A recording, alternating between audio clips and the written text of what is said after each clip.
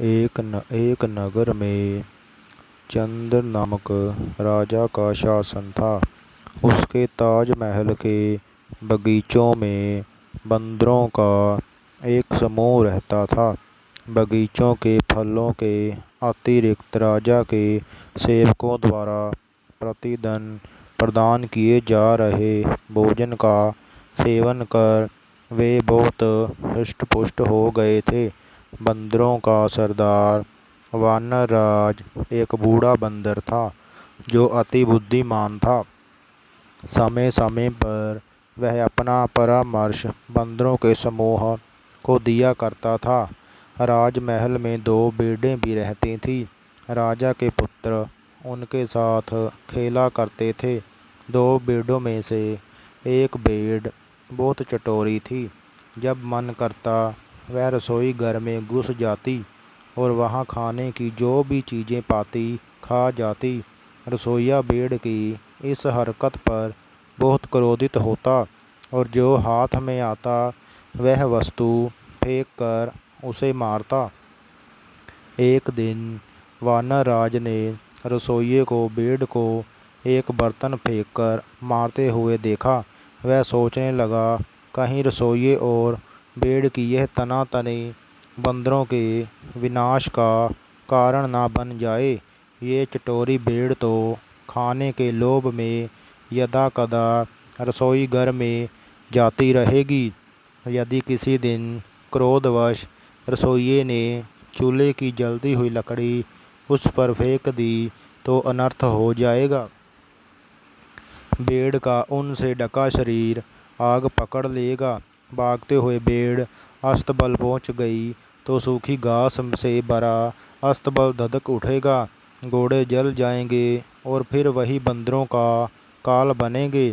यह विचार मस्तिष्क में आते ही वानरराज ने अपने समूह की सभा बुलाई और अपना संदेह जाहिर किया। उसने परामर्श दिया कि इससे पूर्व की रसोइये और भेड़ों के बीच की लड़ाई हमारे लिए प्राणघातक सिद्ध हो, हमें राजमहल छोड़ देना चाहिए, अन्यथा हमारा विनाश निश्चित है। लेकिन बंदरों ने उसकी बात नहीं मानी। उन्हें लगा कि उनका सरदार अब बूढ़ा हो चुका है और व्यर्थ का भरम पाल रहा है। वे राजमहल के भोजन के आदी हो चुके थे, इसलिए राजमहल छोड़ने को तैयार नहीं हुए।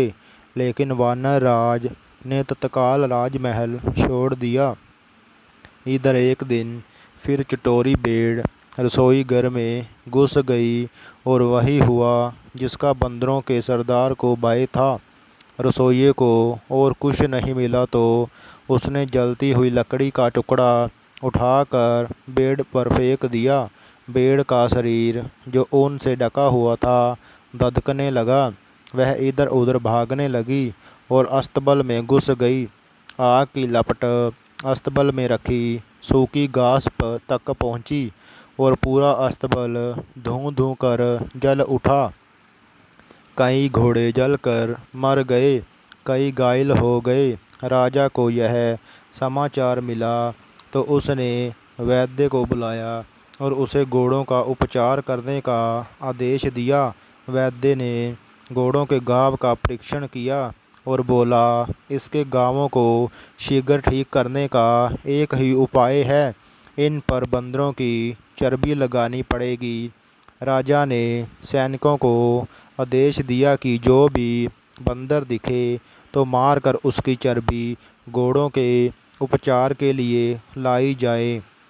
राजमहल के सारे बंदर मार दिए गए।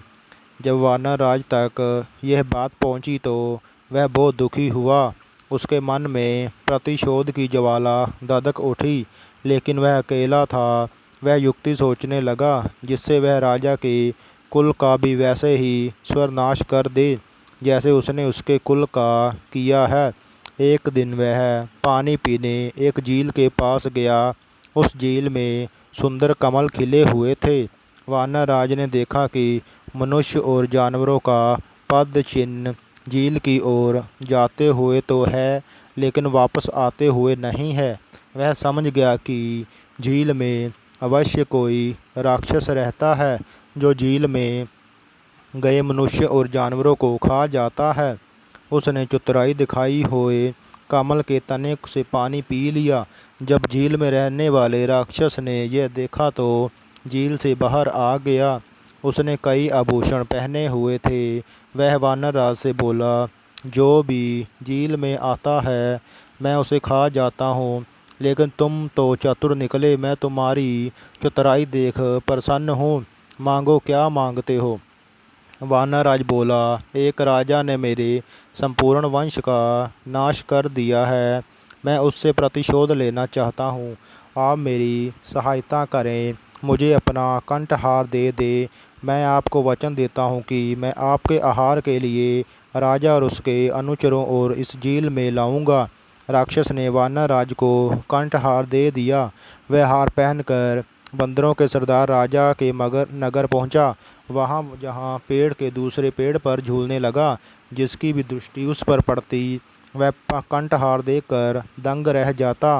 राजा के सैनिकों की दृष्टि भी उस पर पड़ी और वे उसे उठाकर राजा के समक्ष ले गए। राजा ने उससे पूछा, तुम्हें ये कीमती कंठहार कहाँ से प्राप्त हुआ? वानरराज ने उत्तर दिया, महाराज, ये हार मुझे समुद्र के देवता द्वारा प्रदान किया गया है। वह जंगल के बीचों बीच स्थित एक झील में निवास करते हैं।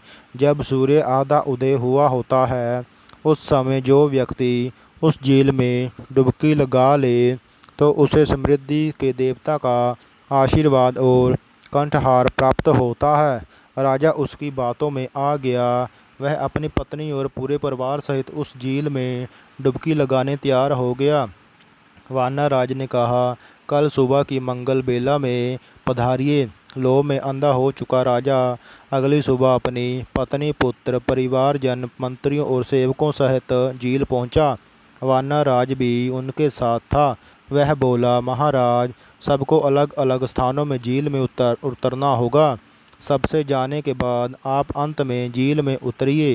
राजा की पत्नी, पुत्र, परिवारजन, मंत्री, सेवक सभी अलग अलग स्थानों में झील में उतर गए और राक्षस द्वारा खा लिए गए। बहुत देर तक जब कोई बाहर नहीं आया तो राजा ने चिंतित होकर पूछा, हे वानरराज, मेरे पत्नी, पुत्र, परिवारजन, मंत्री और सेवक बाहर क्यों नहीं आ रहे हैं? तब वानरराज एक पेड़ के ऊपर चढ़ गया और राजा से बोला, अरे दुष्ट, तुम्हारा समस्त परिवार, मंत्री और सेवक राक्षस द्वारा खा लिए गए हैं। तुमने मेरे परिवार को मौत के घाट उतारा था। आज मैंने उसका प्रतिशोध ले लिया है। मोरल, बुरा करोगे तो बुरा फल पाओगे।